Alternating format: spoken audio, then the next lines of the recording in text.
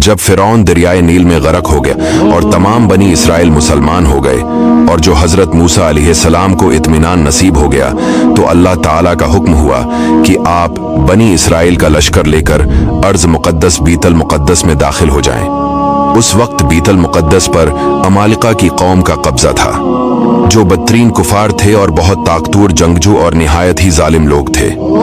चुनांचे हजरत मूसा अलैहिस्सलाम 6 लाख बनी इसराइल को हमराह लेकर कौम अमालिका से जिहाद के लिए रवाना हुए, मगर जब बनी इसराइल बीतल मुकद्दस के करीब पहुंचे तो एकदम बज़दिल हो गए और कहने लगे कि इस शहर में जब्बारीन अमालिका हैं, बहुत ही जोरावर और जबरदस्त हैं, लिहाजा जब तक ये लोग शहर में रहेंगे हम हरगिज शहर में दाखिल नहीं होंगे। बल्कि बनी इसराइल ने मूसा अलैहिस्सलाम से यहाँ तक कह दिया कि ए मूसा, आप और आपका खुदा जाकर इस जबरदस्त कौम से जंग करें, हम तो यहीं बैठे रहेंगे। बनी इसराइल की जबान से ये सुनकर हजरत मूसा अलैहिस्सलाम को बड़ा रंज और सदमा हुआ और आपने बारी ताला के दरबार में ये अर्ज किया, ए रब, मेरे मुझे अख्तियार नहीं मगर अपना और अपने भाई का, तो हमको इन बेहुक्मों से जदा रख। इस दुआ पर अल्लाह ताला ने अपने गजब और जलाल का इजहार करते हुए फरमाया कि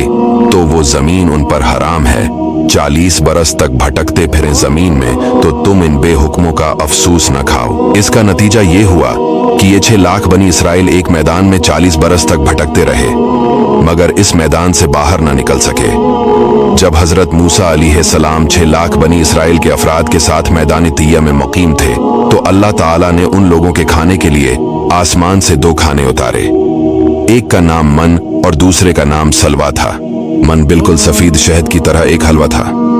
या सफेद रंग की शहद ही थी जो रोजाना आसमान से बारिश की तरह बरसती थी, और सलवा पक्की हुई बटीरें थीं जो दखनी हवा के साथ आसमान से नाजिल हुआ करती थीं।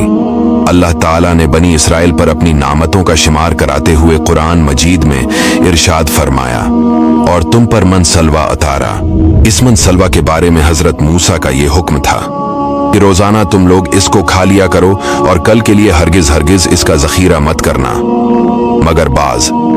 ज़ईफ एतिकाद लोगों को ये डर लगने लगा, अगर किसी दिन मनसलवा न उतरा तो हम लोग इस बेआबू गया चटील मैदान में भूखे मर जाएंगे। चुनांचे उन लोगों ने कुछ छिपाकर कल के लिए रख लिया, तो नबी की नाफरमानी से ऐसी नहुसत फैल गई कि जो कुछ लोगों ने कल के लिए जमा किया था वो सब सड़ गया और आइंदा के लिए इसका उतरना बंद हो गया। इसीलिए हुजूर अक़दस सल्लल्लाहु अलैहि वसल्लम ने इरशाद फरमाया कि बनी इसराइल न होते तो न खाना कभी खराब होता और न गोश्त सड़ता। खाने का खराब होना और गोश्त का सड़ना इस तारीख से शुरू हुआ, वरना इससे पहले न खाना बिगड़ता था न गोश्त सड़ता था।